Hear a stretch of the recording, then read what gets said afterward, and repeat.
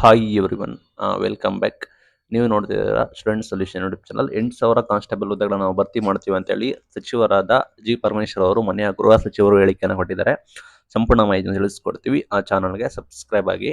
8,000 police constable ಹುದ್ದೆಗಳನ್ನ ಅಧಿಸೂಚನೆ ಪ್ರಕಟವಾಗುತ್ತೆ ಅಂತ ಕೂಡ ಹೇಳಿದ್ದಾರೆ. ಸರ್ಕಾರ ಭರ್ತಿ ಮಾಡಲು ನಿರ್ಧಾರ ಮಾಡಿರುವ 56,000 ಹುದ್ದೆಗಳ ಪೈಕಿ ಈ ಹುದ್ದೆಗಳು ಕೂಡ ಸೇರಿಸಿದವೆ ಅಂತ ಹೇಳಿ ವಿಧಾನಸಭೆಯಲ್ಲಿ ಕೂಡ ಮಾಹಿತಿ ಕೊಟ್ಟಿದ್ದಾರೆ. ಪೊಲೀಸ್ ಸಿಬ್ಬಂದಿ ಕೊರತೆ ಕುರಿತು ಆರಗ ಜ್ಞಾನೇಂದ್ರ ಅವರು ಕೇಳಿದ ಪ್ರಶ್ನೆಗೆ ಹೊಸ ನೇಮಕಗೊಂಡಿರುವ 545 ಸಬ್ ಇನ್ಸ್ಪೆಕ್ಟರ್ಗೆ ತರಬೇತಿ ಮುಕ್ತಾಯಗೊಂಡಿದೆ. ಅವರು ವಾರದಲ್ಲಿ ಕರ್ತವ್ಯಕ್ಕೆ ಹಾಜರಾಗ್ತಾರೆ. ನೂತನವಾಗಿ ನೇಮಕಗೊಂಡಿರುವ ಸಬ್ ಇನ್ಸ್ಪೆಕ್ಟರ್ಗಳಿಗೆ ರಾಜ್ಯ ಠಾಣೆಗಳಲ್ಲಿ ಎಸ್ಐಗಳ ಕೊರತೆ ನೀಗಲಿದೆ ಅಂತ ಕೂಡ ಹೇಳಿದ್ದಾರೆ. ಸಾಕಷ್ಟು ಭಾಗಕ್ಕೆ ಸಹಾಯ ಆಗುತ್ತೆ.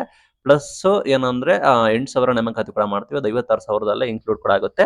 ಇದು ನೋಟಿಫಿಕೇಶನ್ ನಿಮಗೆ ಡಿಲೇ ಆಗುತ್ತೆ. ನಿಮಗೆ ಗೊತ್ತಿರೋಕೆ 27ನೇ ತಾರೀಕು ನಂತರ ನಿಮಗೆ ತೀರ್ಮಾನ ಕೈಗೊಳ್ಳುತ್ತಾರೆ. ಬಿಕಾಸ್ ಮಿಸ್ಟೇಕ್ ಆಗಿರೋ ಕಾರಣ. ಹಾಗಾಗಿ ಬಂದೂಕು ಉತ್ತರ ಆಗಿರುತ್ತೆ ಅಂತ ಕೂಡ ಹೇಳಿದ್ದಾರೆ. ಅಂಡ್ ಅಗ್ನಿಶಾಮಕ ಇಲಾಖೆ ಬಗ್ಗೆ ಕೂಡ ಮಾತನಾಡಿದ್ದಾರೆ. ಅಗ್ನಿಶಾಮಕ ಇಲಾಖೆದು ಕೂಡ ವಾಹನ ಇದನ್ನ ಖರೀದಿ ಮಾಡ್ತಾರಂತೆ. ಒಟ್ಟಾರೆ 545 ಸಬ್ ಇನ್ಸ್ಪೆಕ್ಟರ್ದು ತರಬೇತಿ ಮುಗಿದಿದೆ. ನಂತರ ನಿಮಗೆ ಒಂದು ವಾರದಲ್ಲಿ ಅವರು ಕರ್ತವ್ಯಕ್ಕೆ ಹಾಜರಾಗ್ತಾರೆ. ಮತ್ತೆ 56,000 ಹುದ್ದೆಗಳು ಭರ್ತಿ ಮಾಡ್ತಿದೀವಿ. ಅದರಲ್ಲಿ 8,000 ಕಾನ್ಸ್ಟೇಬಲ್ ಕೂಡ ಇದೆ. ಅದನ್ನು ನಾವು ಶೀಘ್ರದಲ್ಲೇ ನೋಟಿಫಿಕೇಶನ್ ಕೂಡ ಮಾಡ್ತೀವಿ ಅಂತ ಹೇಳಿ ಗೃಹ ಸಚಿವರಾದ ಡಾಕ್ಟರ್ ಜಿ ಪರಮೇಶ್ವರ್ ಅವರು ಹೇಳಿಕೆಯನ್ನ ಕೊಟ್ಟಿದ್ದಾರೆ. Thank you.